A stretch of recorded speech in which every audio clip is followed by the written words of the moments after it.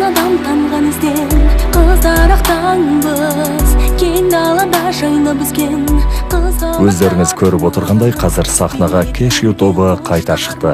Қазақтың қыздары басқаша өңдеумен шырқалуда. Қиялында жігіттердің жан шуағымыз, сенің менен үміттердің шам шырағымыз.